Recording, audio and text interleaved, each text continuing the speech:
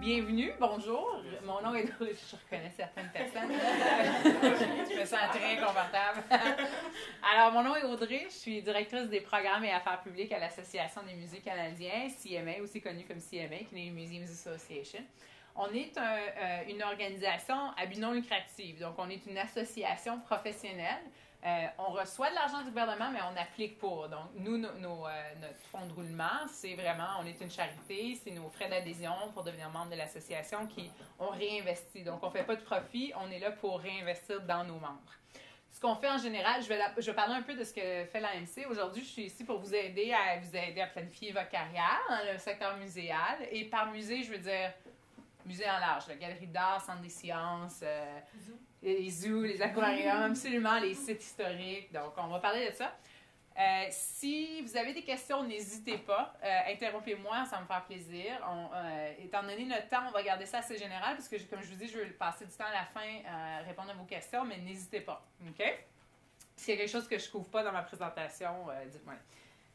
Donc, vous avez mon Twitter handle, si jamais vous voulez le suivre, mais aussi celui de l'AMC. MuCDN, c'est le handle de l'AMC, en bon français. Alors, les musées, qu'est-ce que c'est? Il y a encore, malheureusement, beaucoup de gens qui pensent que les musées, c'est ça. C'est des lieux poussiéreux, sombres, pas interactifs. On monte des artefacts, on regarde dans une vitrine, on lit une étiquette, puis that's it. C'est pas ça, les musées. On essaie depuis longtemps, l'association, d'enlever cette perception-là du cerveau des gens, spécialement de nos politiciens. Les musées prennent un rôle de plus en plus important dans la société. On a un rôle social incroyable. Les gens, les milieux éducatifs se tournent vers les musées. Annie va pas en parler. L'impact social, l'impact culturel. On est devenus des sortes de nouveaux centres communautaires aussi. Les gens viennent au musée pour passer du temps, venir prendre un café, faire des activités. Donc, on est vraiment des lieux en effervescence. Puis, prendre de plus en plus de responsabilités aussi. Il y a des musées qui ont commencé, on en parlait hier justement, à prendre un rôle des programmes de santé mentale ou santé physique qui utilisent les musées comme lieu de réhabilitation.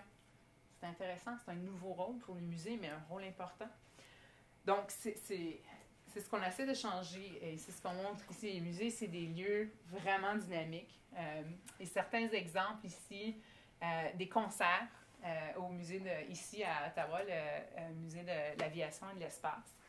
Le musée de la civilisation à Québec a des jardins publics. Les gens peuvent venir faire pousser des fruits et des légumes sur les toits du musée. C'est incroyable. C'est un lieu communautaire encore là.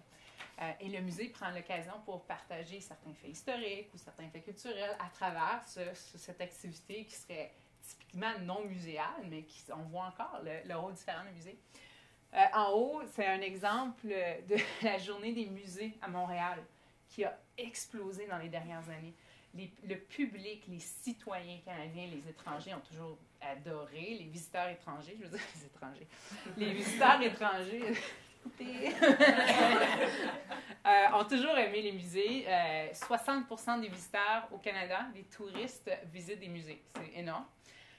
Surtout considérant la compétition pour le temps, hein, les loisirs qu'on offre, les sports, les arts de la scène aussi. Donc, que 60% des touristes étrangers participent à des activités muséales quand ils sont ici au Canada, c'est quand même énorme.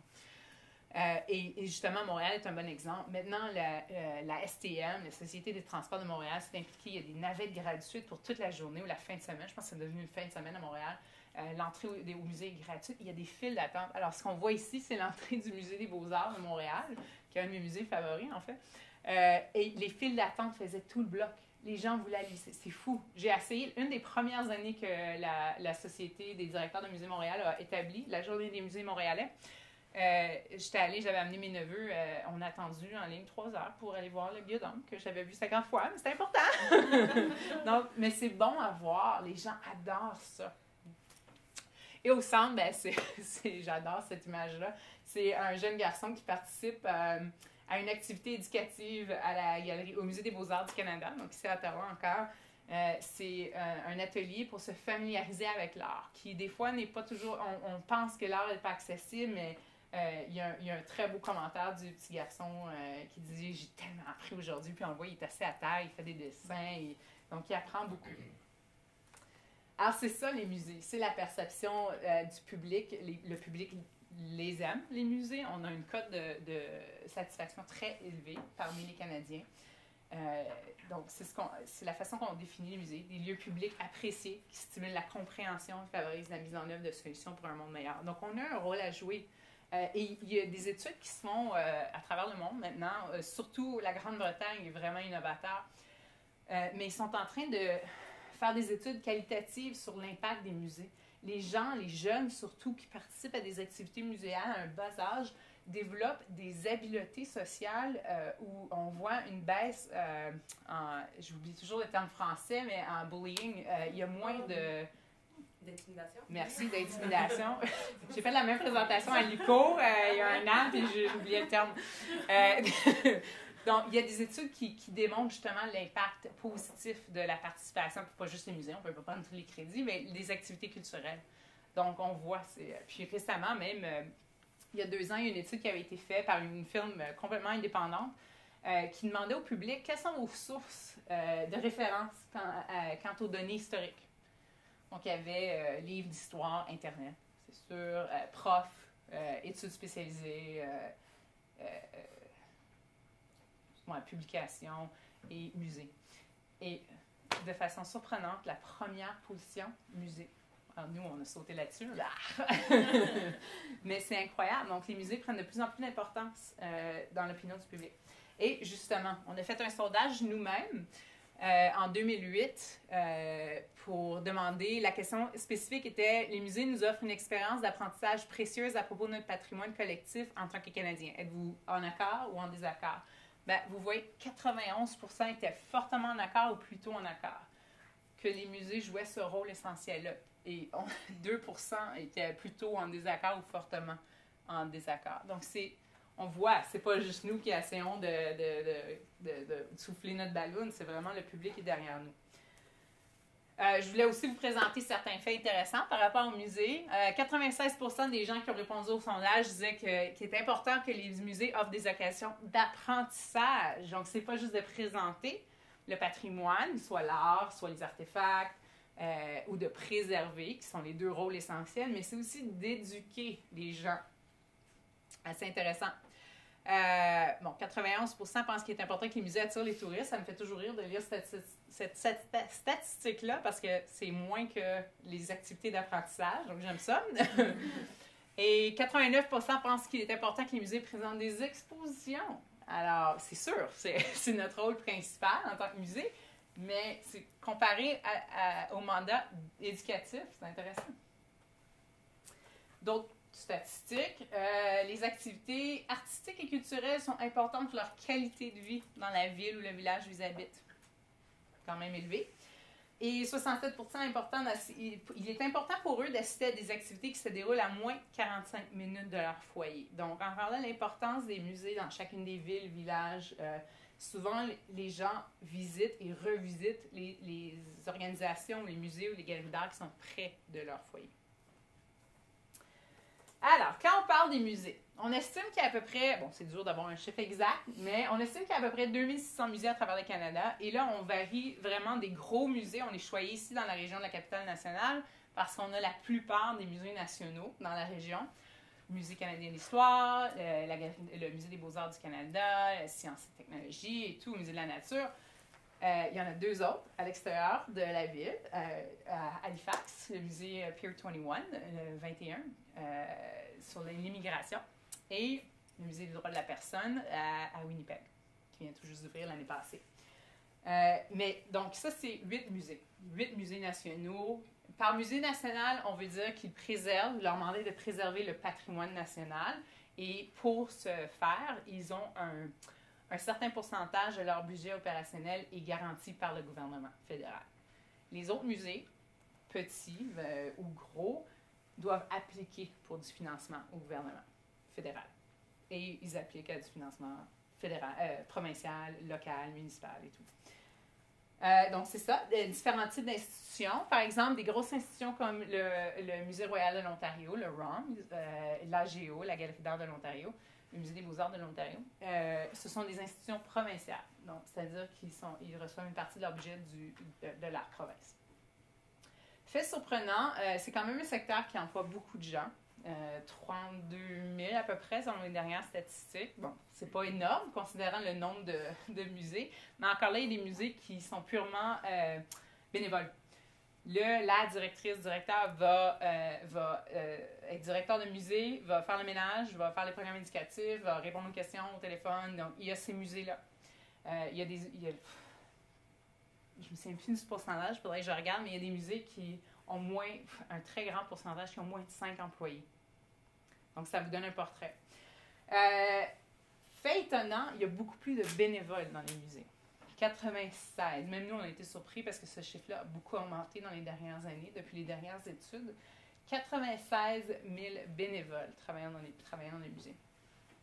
Et plus de 300 amis. Donc, soit ils font partie des associations d'amis de musées, soit qu'ils donnent leur temps ou leur argent pour appuyer les musées.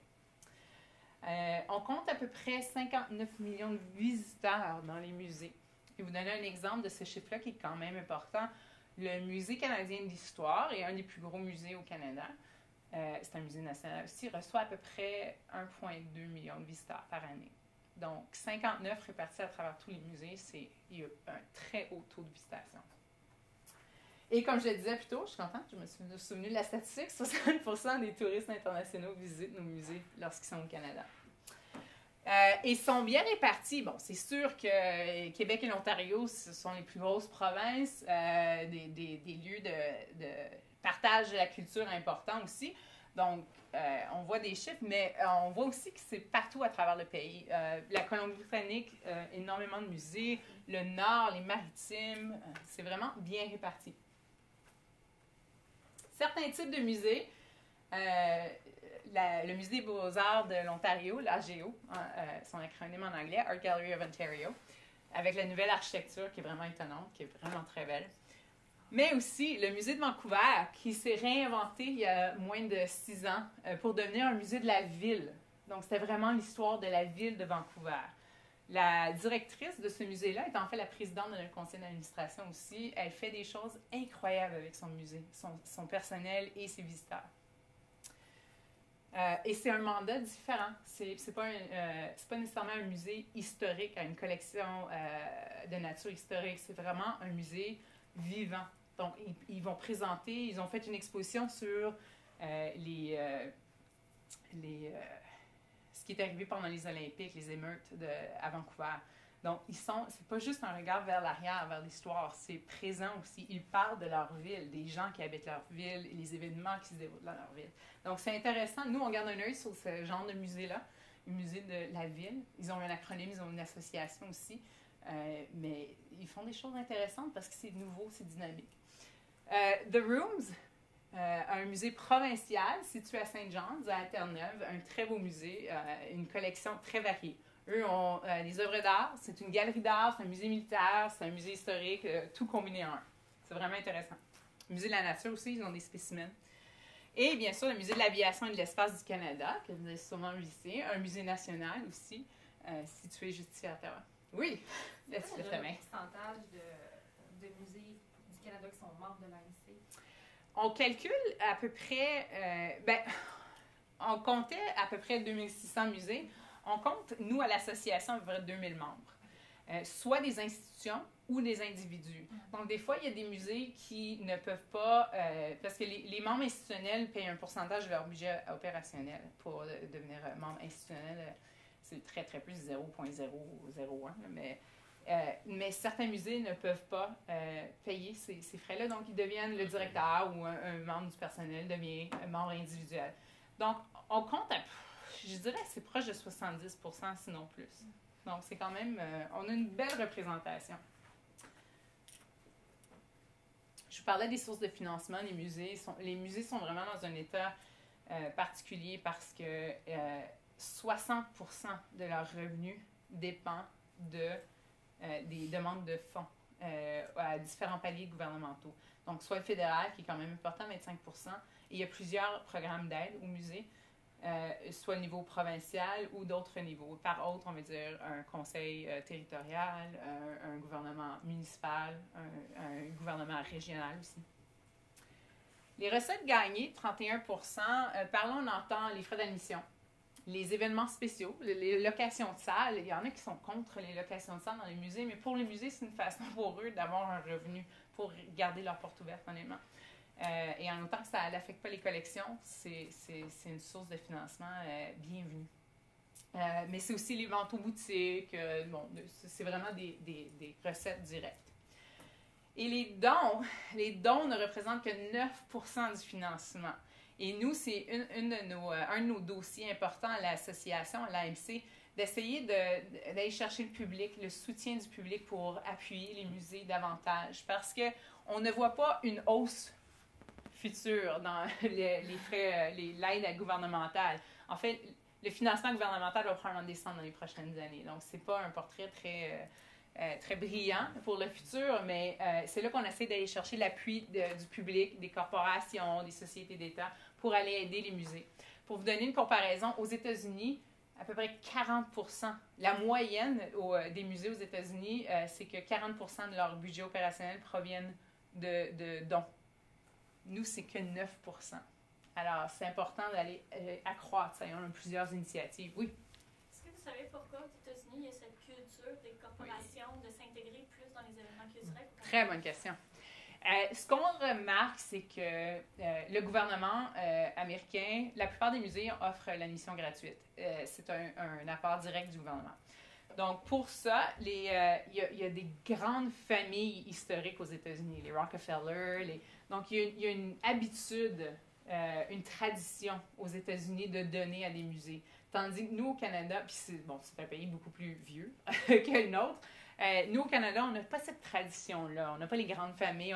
Ça commence à se développer, mais au Canada, les nouvelles grandes familles ou les empires canadiens se dirigeaient plutôt vers les arts de la scène. C'est ce qu'on remarque. Le théâtre, l'opéra, les orchestres symphoniques ont, eux, un grand appui de dons privés. Les musées, moins. Un follow-up. Ouais. Est-ce qu'on remarque qu'aux États-Unis, si une famille historique, justement, a des intérêts investis dans, je sais pas, quelque chose comme... Au Canada, ce serait l'huile, mettons, un pétrole. Est-ce qu'on remarque que ça affecte la qualité des expositions? Parce que c'est une peur. Dans les universités, il y a des apports financiers comme, si on regarde à l'Université d'Ottawa, le building Desmarais. C'est une contribution de la famille Desmarais. Exactement. Il y a beaucoup de profs en sciences politiques qui se plaignent. Même l'école de gestion Telfer, c'est un nom d'une personne, Telfer, qui a des intérêts dans certaines choses, puis dans des intérêts commerciaux. Oui. Et il y a des profs de sociologie, anthropologie politique. Justement, c'est une super mauvaise chose parce qu'on n'a pas la liberté d'enseigner dans les universités comme avant, puis de critiquer, ou on peut critiquer, mais c'est... Ça dépend. C'est un problème relativement nouveau. C'est un problème. C'est un défi relativement nouveau au Canada parce que ça existait plus ou moins. Et tout dépend de, justement, le contrat d'appui ou le contrat de commandite. La plupart des musées, s'ils reçoivent une commandite, puis ça existe depuis longtemps, les commandites. C'est juste que c'est pas des dons énormes, là, c'est 9%. Mais c'est clair qu'il faut avoir il y a une question éthique qui est importante à négocier au moment de la commandite. On n'a pas eu vraiment de cas graves au Canada jusqu'à récemment. Je peux nommer quelques musées, mais je ne les nommerai pas. Ça a fait les nouvelles, Sciences Technologies, une commandite d'une association de producteurs de pétrole. Mais encore là, c'est... tout comme, je peux répliquer qu'il y a une critique aussi que les musées nationaux, étant donné qu'ils sont appuyés par le fédéral, il y a une voie directrice du fédéral. Mais non, dans la mission et le mandat du musée par la loi fédérale, le gouvernement ne s'implique pas dans les activités de musée ou dans le message des musées. Eux, ce n'est que l'appui financier. Okay? Et ils font des suivis par rapport à la bonne gestion du musée, parce que c'est leur investissement. Donc, la même chose serait vrai de la commandite. Si, par exemple, Ottawa Citizen commandite une exposition, ben, dans le contrat de commandite, il doit y avoir des clauses claires qu'ils n'influencent pas le message de l'exposition. Ça, c'est l'activité du musée parce qu'ils ont des experts, là. Mais effectivement, c'est une question importante. Je pense que les musées, en général, répondent très bien à cette... on n'a pas eu de problème majeur. Y a-t-il des problèmes aux États-Unis? La plupart, parce que ça date de plus longue date, la plupart des gens, la plupart des grands dons, c'était le nom, puis une présence sur les conseils d'administration. Ça a changé, ça, parce que justement, il y a de plus en plus de compétition de grandes compagnies et tout. Donc, c'est là qu'on commence à développer des contrats beaucoup plus clairs avec les commandites et tout. Ouais. Mais Annie fait un stage à l'AMC. Justement, hier, on parlait d'un nouveau musée aux États-Unis. C'est la fondatrice de Walmart qui a ouvert son propre musée. Ça, c'est une nouvelle tendance qu'on voit aussi. Les gens, Robert Bateman, un philanthrope important au Canada, lui a décidé, j'ai une collection privée qui était chez lui ou dans des banques, a ouvert son propre musée. C'est une tendance inquiétante. Ça peut être très positif parce que ça rend l'art accessible. C'est une collection privée qui est accessible. Mais de l'autre côté, c'est aussi quelque chose que nous, à l'association et à travers le secteur muséal, on garde un œil dessus parce qu'on se dit, ben, est-ce que les standards sont les mêmes? Est-ce qu'ils ont les mêmes standards de préservation, de conservation? Est-ce que l'information au public est adéquate? Est-ce que le... Donc, c'est un dialogue important, oui. Surtout par rapport à la collection, non? Qu'est-ce qui va se passer si le musée ferme? Voilà. Le musée de l'auto qui a C'est fermé, exactement. Et les questions de divestissement ou d'aliénation, qu'on appelle, est de plus en plus urgente dans les musées. Les musées commencent à manquer d'espace d'entreposage. Donc, qu'est-ce qui arrive avec ces collections-là? Des dons qui sont faits au musée d'œuvres ou d'objets. Si le musée ferme, si le musée n'a plus d'espace, qu'est-ce qui arrive avec ça? S'ils ont 6 copies du même artefact historique, puis le Musée canadien d'histoire est certainement dans ce cas-là, s'il y a 60 bouteilles de médicaments datant des années 1860, très important, mais est-ce que vous avez besoin de 60? Et eux-mêmes se posent cette question-là. Et eux-mêmes disent, bon, on n'a plus d'espace, mais il faut continuer à collectionner pour présenter notre histoire récente. Qu'est-ce qu'on fait? Alors, c'est une question qui est constamment discutée. Par rapport aux collections privées, j'ai remarqué que contrairement au Canada, en Europe, comme au musée d'Orsay, quand tu rentres, les collections d'art sont par donation. Fait que tu vas avoir des styles d'art, mais comme par exemple, moi j'étais intéressée de voir des monnaies, puis comme il y avait des monnaies dans chaque pièce. Ouais, ça c'est. Genre, de monnaie qui a été donnée par cette famille-là, puis la pièce de monnaie qui a été donnée par cette famille-là, puis c'était comme. Ça, ouais, effectivement, chaque musée a sa propre façon de. Il n'y a pas de standard point de vue exposition parce que justement, tu ne peux pas limiter trop. Donc, ça dépend vraiment du musée. Il n'y a pas de normes. Les associations nationales comme la nôtre ou internationales comme ICOM, le Conseil international des musées, on n'est pas là pour faire la police. Et ce n'est pas notre rôle parce que sinon, il n'y aurait pas... en anglais, on appelle ça des cookie cutters. Si tous les musées se ressembleraient, il n'y aurait pas d'intérêt. Mais effectivement, il y a une approche différente à tout. Des fois, et je suis d'accord, il y a des fois, je rentre sans être nécessairement selon le donateur. Des fois, c'est des thèmes qui sont complètement...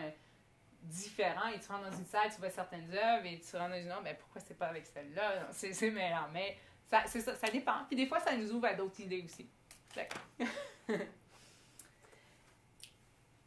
Je voulais aussi parler un peu de la programmation muséale. Donc souvent, les gens, lorsqu'ils pensent à des musées, pensent au rôle clé, préserver.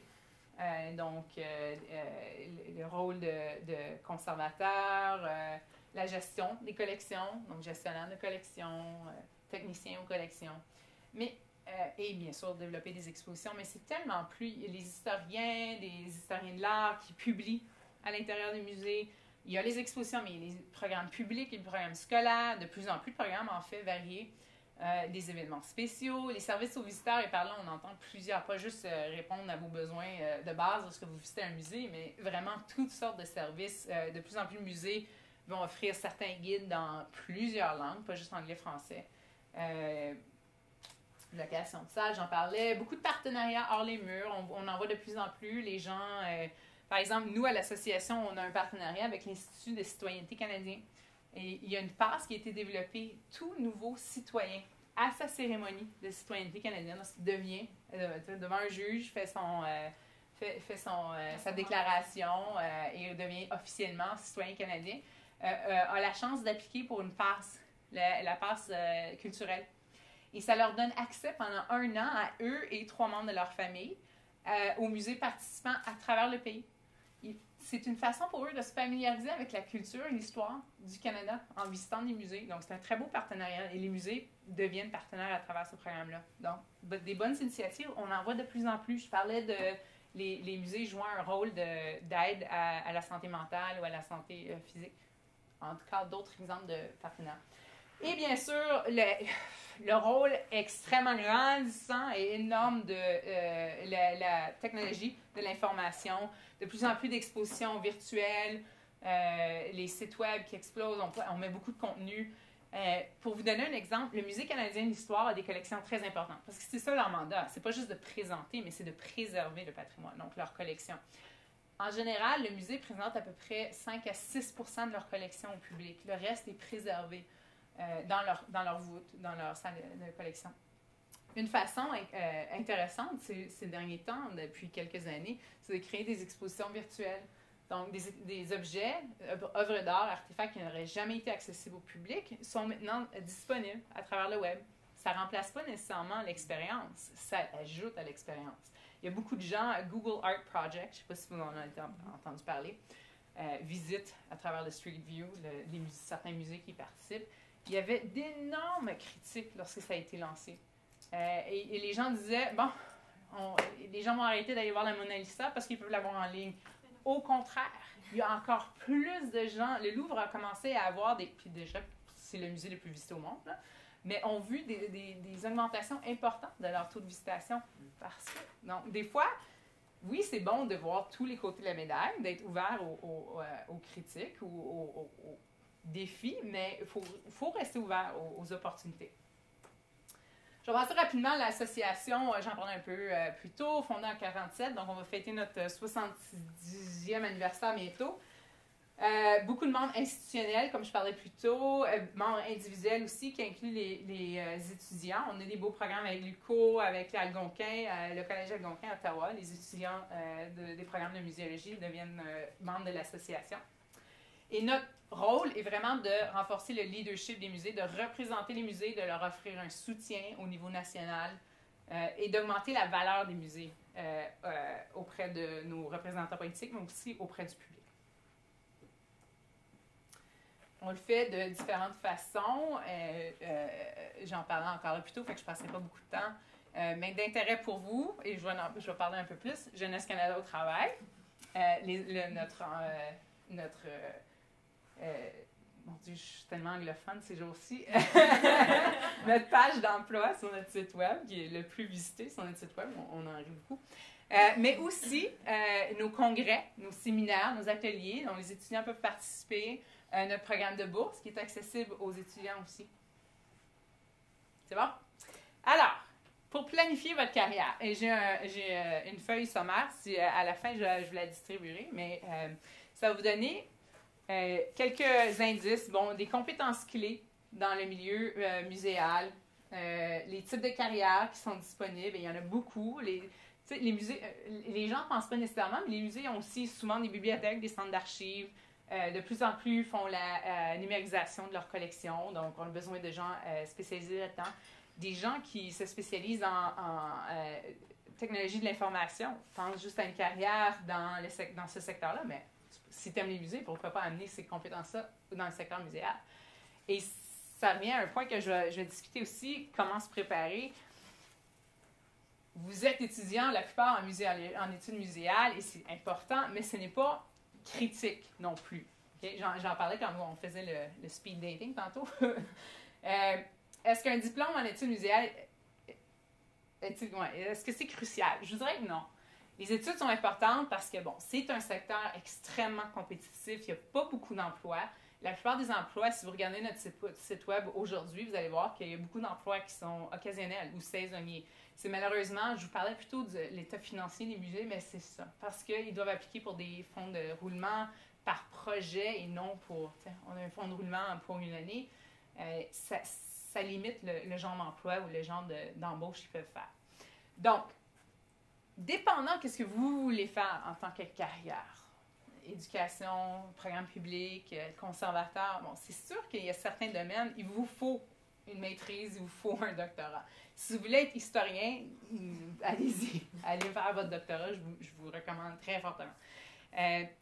Mais si vous voulez une carrière dans service au public, en éducation, encore là, dépendant de la carrière, c'est important d'avoir une spécialisation dans un domaine, mais pas nécessairement en études muséales. Et j'enlève rien parce que je suis une grande championne des programmes en études de muséologie.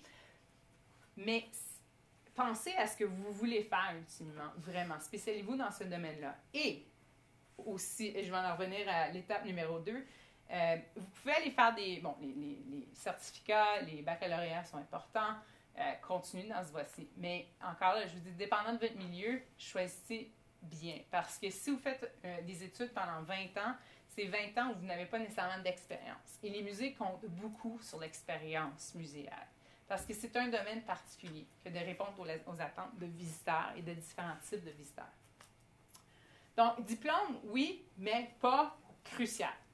Encore là, oui, c'est important parce que ça va vous démarquer des autres. Mais est-ce que vous devez poursuivre des études pendant 20 ans? Peut-être pas, dépendant de votre champ d'études ou de votre voie de développement carrière. Des cours spécialisés sont... Ah, mon Dieu, j'ai mis une lettre. Vous ne l'avez pas vu. Par exemple, je vais vous donner un exemple, mon propre cheminement. Moi, j'étudiais en histoire pour devenir professeur d'histoire. Et j'ai commencé une carrière, c'est pas vrai. J'ai pris un emploi d'été dans un musée. J'ai été chanceuse de passer l'entrevue pour devenir guide. C'était un emploi d'été. Je passais 3 mois au musée, j'étais guide et c'était tout. C'était ma seule... je pensais à rien d'autre. Cet emploi d'été-là est devenu un emploi à l'année longue, est devenu un emploi de 2 ans, est devenu une carrière de 15 ans à l'intérieur du musée. Depuis... Après 15 ans, je me suis joint à l'association et là, ça fait 5 ans que j'étais avec l'association. Donc, c'est vraiment... et moi, mon cheminement, c'est en gestion de... La plus grosse partie de ma carrière à l'intérieur du musée a été en gestion d'exposition. Je n'ai pas étudié en muséologie. Et mon diplôme d'histoire, mon bac en histoire ne m'a pas aidé en gestion d'exposition. Donc, ce que j'ai fait, c'est que je me suis allée me spécialiser en gestion de projet. Et ça, c'est important. Parce que j'ai découvert une passion que j'aimais, la gestion d'exposition. Je suis allée chercher cette spécialisation-là. Donc, les cours spécialisés comptent pour beaucoup aussi. La formation continue aussi, des ateliers. Le fait que vous participez aujourd'hui, je trouve ça génial. Déjà, ça vous démarque de vos collègues ou de vos amis parce que vous avez la chance de réseauter, vous avez la chance de rencontrer des gens, vous connaissez toutes. Donc, études, c'est pas mal ça. C'est mon opinion là-dessus. Les études sont importantes, je ne l'enlève pas. Mais pensez à votre carrière, ce que vous voulez faire ultimement, parce que des fois, justement, je prends ma propre exemple, quand j'embauchais, quand j'étais au musée j'appelle encore musée des civilisations, désolée, j'ai passé 15 ans là, musée canadien d'histoire, où on embauchait, des fois, s'il y avait une personne qui avait 3 baccalauréats, et une personne qui avait un baccalauréat et de l'expérience avec les visiteurs de musée parce que la personne était guide ou avait fait du bénévolat en tant qu'éducateur, souvent, je vais vous dire qu'on allait vers la personne avec l'expérience. Ça n'enlève rien à la personne qui a 3 bacs, là. C'est juste que l'expérience compte pour beaucoup. Et c'est mon prochain point. Les programmes d'appui... Non, c'est pas mon prochain point, c'est l'autre après. Les programmes d'appui. Alors, c'est sûr que le programme Jeunesse Canada au travail n'existait pas quand moi j'ai commencé. Je trouve ça absolument génial et c'est appliqué. J'ai certaines brochures ici. Le programme Jeunesse Canada... Stéphanie peut vous en parler, elle travaille. Jeunesse Canada au travail est un programme fédéral. C'est énorme, ça fait partie de la stratégie fédérale d'emploi jeunesse. Et il y a plusieurs composantes. Il y a 6 départements qui ont des programmes qui font partie de Jeunesse Canada au travail. Patrimoine canadien, le département de patrimoine canadien en est un. Et nous, on est chanceux en tant qu'organisation de gérer 2 composantes du programme Jeunesse Canada au travail au nom du gouvernement. Et c'est soit, il y a un volet qui est dédié aux emplois d'été pour des gens au niveau collégial, secondaire même, secondaire, collégial, universitaire. Et donc des emplois d'été pendant vos études. Lorsque vous êtes aux études, vous pouvez appliquer pour des emplois à l'intérieur de musées pendant l'été. Aller chercher de l'expérience. Et l'autre volet, ce sont des stages un peu plus longs à la fin de votre étude collégiale ou vos études collégiales universitaires. Et ça peut être au Canada, ça peut être à l'étranger. Le site jeunesse.gc.ca, aussi une ressource importante. Il y a plein de ressources pour vous aider dans votre développement de carrière. C'est un site du gouvernement fédéral. Donc, on va parler énormément du programme Jeunesse Canada au travail, mais vous avez aussi des trucs, des ressources, comment préparer votre CV, d'autres avenues et tout. Et les stages au musée, ça, je veux en parler parce qu'on a un parfait exemple ici puis on en parlait un peu avant notre session. Donc, les stages, parce que c'est un milieu compétitif, si vous avez l'opportunité, je sais que il y a tellement, comme on en parlait, il faut jongler tellement de choses en même temps, la carrière, les études. Non, je sais, je te vise pas. Je suis contre la politique de certaines universités Absolument. de charger les gens pour leur donner des stages pas payés. Absolument. Les stages payés, c'est un super bon pied, là. Oh oui. Mais je veux donner un exemple parce que, Annie, il faut être aussi innovateur, il faut être proactif. Je ne veux pas te mettre dans le spotlight, mais je vais le faire. C'est vrai qu'on a juste comme 10. Ouais, c'est ça. On a 60. Suite à une présentation à l'ICO que j'avais faite pour parler de l'AMC, à titre très général, Annie m'a approché. Et je ne vous dis pas que ça va arriver tout le temps, là, parce qu'il faut quand même se limiter, mais ce n'est pas tous les musées ou les associations qui le permettent. Mais Annie a approché l'association, elle dit « J'aimerais ça faire une étude là-dessus ». Bien, nous, malheureusement, on ne peut pas rémunérer parce qu'on est une œuvre de charité, en quelque sorte. Fait que tout revenu qu'on fait, on le réinvestit. Donc, ça a été très clair. Mais Annie a dit « Je veux le faire quand même. » Mon Dieu, OK. Bien, à travers ses quelques heures par semaine avec l'association, elle est en train de faire une étude sur l'état de la programmation scolaire à l'intérieur des musées et galeries d'art au Canada. Elle rencontre plein de gens. Elle se fait des contacts dans l'association. Elle se fait des contacts dans les musées parce qu'on a organisé des rencontres. Elle parle aux gens à travers ces rencontres, les entrevues. Elle va faire un sondage. Elle va publier les résultats de son sondage. Je sais que ça demande beaucoup de temps, mais en plus des études, en plus de la vie familiale, en plus de la carrière, mais ça l'offre une opportunité incroyable. Son nom circule, son étude à la fin va circuler. Donc, c'est pas pour tout le monde, je suis d'accord, mais voilà une occasion de vous démarquer aussi. Puis, attendez pas que les gens viennent à vous. Malheureusement, les musées sont il y a tellement de demandes, il y a tellement peu d'emplois que souvent, il faut prendre ce premier pas-là. Un autre exemple, Festimuse, moi je trouve ça, si vous n'en avez pas entendu parler, allez rencontrer ces demoiselles. J'étais incroyablement bouleversée, mais de façon positive par ce qu'elles font. Je parlais à Eric, votre prof, plutôt, ou un de vos profs, et je disais, c'est incroyable l'initiative qui se passe au niveau étudiant. C'est une nouvelle façon de fonctionner. Et vous êtes en train de montrer aux gens, justement, une nouvelle façon de développer ou d'aider ou de se bâtir une carrière. Puis ça, c'est génial. Donc, un autre très bon exemple de ce qui se fait et des opportunités pour bâtir votre propre carrière.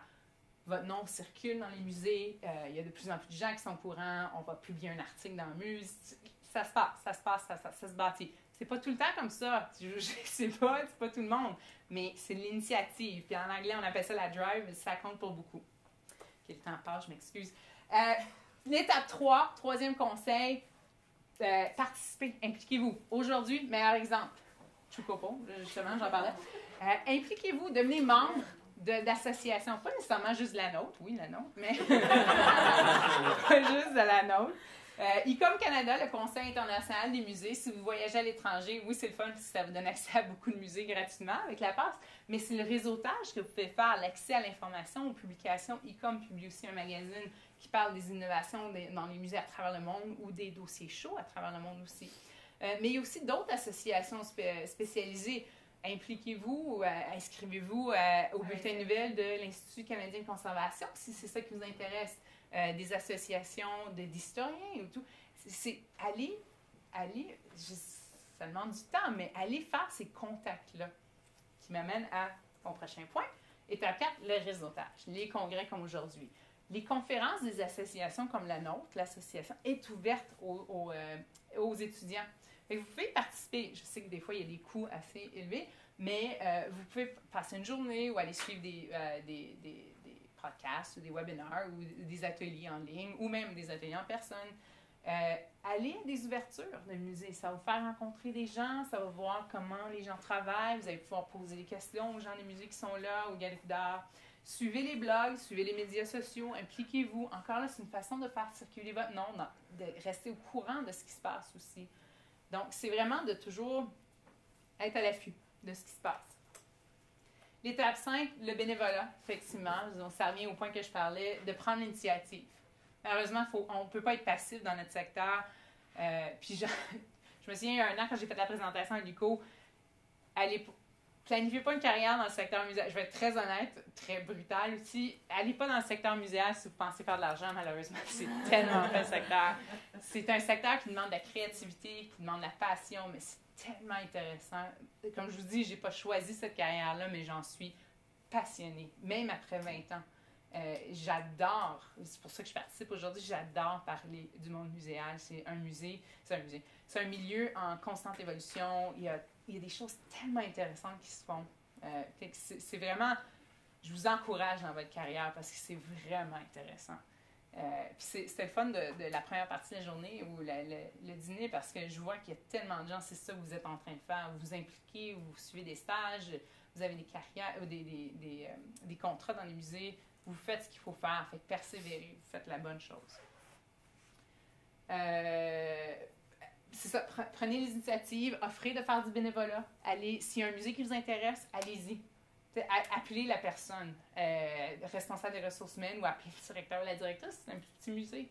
N'hésitez pas, ne vous gênez pas. Si vous êtes gêné, il y a des portes qui vont se fermer, c'est ça. Mais si vous prenez l'initiative, ça va fonctionner.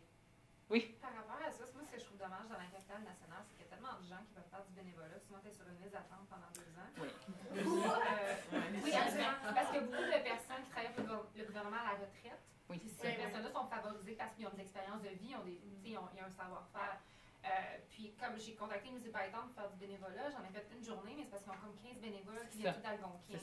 Donc, dans la région, je trouve ça vraiment dommage pour ça, tandis que, mettons que tu vas dans ma région, Saguenay-Lac-Saint-Jean, ça pleut les opportunités. Exactement. Ça. C'est ça qui arrive dans les gros centres. Il y a plus d'universités ou d'un collège dans la région. En plus des musées, c'est qu'il y a beaucoup de programmes scolaires à différents niveaux, encore collège universitaire, qui offrent des programmes de muséologie ou reliés à la muséologie. Donc, la compétition est énorme. Fait que si ça ne vous dérange pas d'aller un petit peu plus en région, effectivement, c'est une opportunité, ou même l'été. Oui. Non, on a besoin de Oui! Puis Musée au Parc, c'est un très bel environnement. Par contre, oui? moi, je vous dirais, il y a autre chose. Dans les régions, par exemple. Absolument. Oui, c'est sûr que vous allez avoir facilement du bénévolat, mais vous pouvez faire du bénévolat pendant 5 ans sans ouverture. Absolument. Ben, c'est ça l'affaire. C'est ça l'affaire. Mais, tu sais, des fois, il y a quelqu'un qui parlait à l'heure du lunch, je ne suis pas certaine de vouloir déménager, mais peut-être, c'est malheureux parce qu'il y a de plus en plus de gens qui étudient en muséologie aussi. Il y a de moins en moins d'emplois. Donc, mais des fois, c'est peut-être une question d'aller faire du bénévolat, oui, en région, pendant l'été, ou pas nécessairement passer l'été à Ottawa, mais peut-être passer l'été ailleurs et revenir justement pour un emploi à Ottawa ou à Toronto. C'est pas idéal, mais c'est des opportunités. Ouais. C'est pas évident. Comme je vous dis, c'est un milieu très compétitif. Mais ça ne devrait pas vous arrêter non plus. Il va y avoir un besoin. Il y a un besoin. Alors, oui. Ouais, c'est des fonds.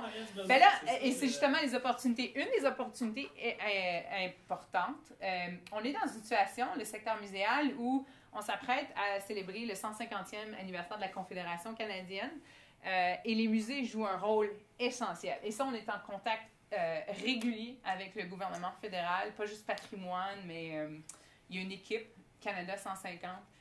Les musées vont jouer un rôle vraiment essentiel dans les célébrations, pas juste pendant 2017, mais avant 2017 et après 2017. Quel est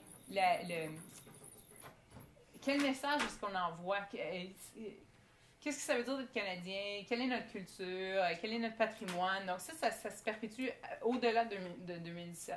Alors, et comme je vous dis, c'est aussi avant. Il y a beaucoup d'événements qui ont mené à la Confédération canadienne.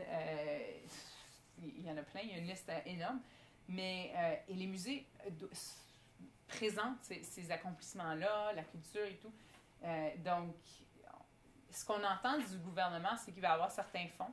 Nous-mêmes, à l'association, personnellement, je suis en train de travailler sur un projet qui va impliquer, justement, on essaie de bâtir un espèce de programme qui va aider et les étudiants, et les jeunes professionnels, et les musées. Donc, on essaie de faire bénéficier tout le monde. Mais c'est ça, c'est un pitch qu'on doit faire au gouvernement. Mais c'est une opportunité. L'autre opportunité, c'est qu'on s'apprête cette année à aller en élection fédérale. Je dois dire, il y a beaucoup de critiques du gouvernement conservateur. Mais je vais vous dire, on a été très chanceux dans les dernières années où il y a beaucoup de départements qui ont été coupés. Le département du patrimoine canadien, les programmes d'appui au musée n'ont pas été coupés. Ils ont été épargnés. Donc, je vais vous dire qu'on est franchement impressionnés et très heureux de ça depuis un bon 5 ans, je vous dirais. Il ne faut pas être toujours négatif, hein? Il faut remercier. Mais effectivement, les élections fédérales, pour nous, c'est une opportunité, pas nécessairement pour dire on fait rentrer un nouveau gouvernement ou ça change même le cabinet. C'est que c'est une opportunité, pendant la campagne électorale, de parler du rôle des musées. Et ça, nous, on a un rôle essentiel à jouer là-dedans aussi. Et on le fait à chaque fois qu'il y a une élection fédérale. Alors, je me dis... donc, c'est ça. On est tous en situation où le budget fédéral, en ce moment, bon, depuis quelques mois, pas vraiment, mais on a un semblant d'équilibre budget fédéral. Donc, encore là, pas de coupure au musée. Reste encore. Ben voilà, j'ai fini. Alors, c'est ça. J'espère que ça vous aide un peu. Comme je vous dis, je vous invite à prendre une brochure que j'ai préparée. Ça résume un peu, le bas de la page résume un peu ce que je vous ai parlé aujourd'hui, comment planifier. Mais il y a aussi certains exemples de compétences clés à développer, la gestion de projet, l'attention au détail, entre des choses comme ça. Et les types de carrières, encore là. Pas juste les carrières traditionnelles dans les musées, mais les nouveaux types de carrières. Avez-vous des questions? Je sais que c'est rapide, mais... Oui! Ben, c'est pas vraiment pratico-pratique comme question, mais je me lance quand même. Parce que vous disiez de prendre le téléphone, puis de les appeler, puis de pas être gêné, puis... Moi, j'ai pas de problème à prendre le téléphone, les appeler, puis après ça, je suis comme... Ah! Qu'est-ce que je fais? Ben ça, on peut vous aider, j'ai pas envie de faire comme... Ben, c'est dire... avoir quelque chose à dire aussi. Oui, effectivement, effectivement. Dans notre approche. Oui, puis de façon réaliste, approcher un musée comme le Musée de l'Histoire, vous allez vous perdre dans la hiérarchie de tel directeur, tel gestionnaire, tel sous-gestionnaire, mais c'est plus facile avec les plus petits musées. Mais c'est de dire, j'aimerais faire du bénévolat, je suis super impliquée, parlez de vous, parlez de ce que vous voulez faire, moi je peux contribuer ça à votre musée.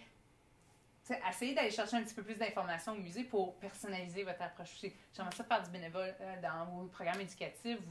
Vous faites ça, ce genre de programme-là. Moi, je peux aider parce que j'ai étudié là-dedans puis j'ai de l'expérience là. C'est de faire un pitch. C'est vraiment d'aller vous vendre, en quelque sorte. C'est de ne pas, justement, attendre qu'il y ait une opportunité de stage, une opportunité d'emploi. C'est de dire, moi, je prends les rênes. Moi, je prends le contrôle et je vais m'offrir moi-même. À un vernissage, de ne pas être gêné. Puis même moi, là, je suis une personne très sociale, mais des fois, c'est pas évident de dire « Hey, allô! » Mais dans un vernissage, tu sais, vous voyez le directeur ou la directrice d'un musée dire « Hey, bonjour, moi je suis étudiante. » Je vais vous dire, moi, les gens qui font ça, ben, tu sais, Annie, wow! Elle n'a pas eu froid aux yeux, elle est venue m'approcher, puis, OK, des fois, c'est pas tout le monde qui réagit de même, parce que des fois, tu rencontres plein de monde. Mais des fois, c'est ça qui peut faire la différence. Fait que c'est ouais, d'avoir l'entre-gens, de se pousser, ouais. Merci beaucoup. Merci, ouais, je me fais couper, là. Merci. Je vais vous...